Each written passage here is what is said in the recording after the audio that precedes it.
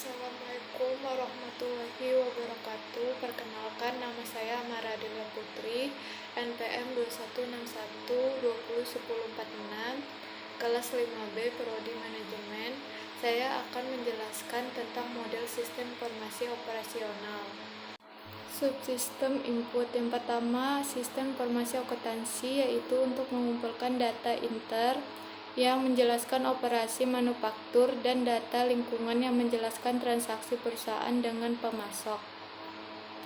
Contohnya yaitu pegawai produksi memasukkan data ke dalam terminal dengan menggunakan kombinasi media yang dapat dibaca mesin dan keyboard. Yang kedua, ada sumber internal, merupakan data internal sistem keseluruhan yang mendukung proses pengelolaan data menjadi informasi yang berguna. Data ini meliputi sumber daya manusia, material, mesin, dan hal lainnya yang mendukung proses secara keseluruhan seperti transformasi, spesifikasi, kualitas material, frekuensi perawatan, dan lain-lain. Yang ketiga, ada subsistem industrial engineering yang merupakan analisis sistem interaktif khusus yang mempelajari operasi manufaktur yang membuat saran-saran perbaikan. Industrial engineering terdiri dari proyek-proyek pengumpulan data khusus dari dalam perusahaan yang menetapkan beberapa lama waktu yang dibutuhkan dalam untuk suatu produksi. Yang keempat, ada sumber eksternal perusahaan, merupakan data berasal dari luar perusahaan atau juga environment yang mendukung proses pengelolaan data menjadi informasi yang berguna. Contohnya itu data eksternal, data pemasok atau supplier, kebijakan pemerintah tentang UMR, listrik, dan lain-lain.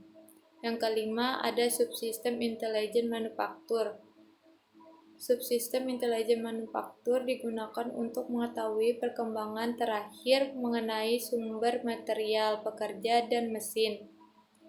Berikut merupakan beberapa komponen penyusun dari subsistem intelijen manufaktur. Yang pertama, ada informasi pekerja. Yang kedua, sistem formal. Yang ketiga, ada sistem informal. Yang keempat, pengumpulan data lingkungan. Yang kelima, pengujian data. Yang keenam, pemeliharaan data. Yang ketujuh, keamanan data.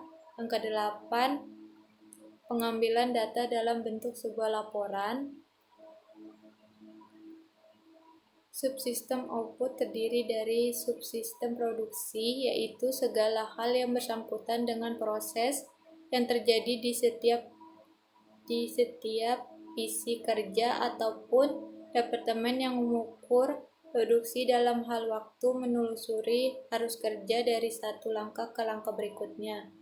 Kedua, ada subsistem persediaan, yaitu untuk memberikan data terkait jumlah stok barang, biaya holding, dan safety stok berdasarkan hasil pengelolaan data inputan. Fungsi dari sistem persediaan ini adalah untuk dapat mengukur volume dan aktivitas produksi dimulai dari pengelolaan bahan mentah menjadi bahan yang siap diproduksi. Yang ketiga, ada subsistem kualitas, yaitu semua hal yang berhubungan dengan kualitas, baik waktu, biaya, performa kerja, maupun pemeliharaan supplier. Fungsi dari subsistem kualitas adalah mengukur kualitas material saat material diubah, banyak hal lain yang bukan unsur mutlak kualitas namun perlu masuk dalam unsur kualitas seperti proses, perawatan, dan spesifikasi baik produk jadi maupun material. Yang keempat, ada subsistem biaya, merupakan komponen biaya termasuk dalam semua subsistem yang ada. Tujuan perusahaan manufaktur secara umum adalah mencapai keuntungan dari hasil penjualan produknya. Oleh karena itu, sebuah sistem informasi tidak akan pernah terlepas melepas unsur biaya yang terjadi di dalamnya. Subsistem biaya berfungsi untuk mengukur biaya yang terjadi selama produksi biaya terjadi. Untuk sistem biaya dikelompokkan menjadi dua bagian, yaitu satu biaya pembelian dan biaya pemeliharaan. Sekian dari saya menjelaskan materi tentang model sistem informasi operasional.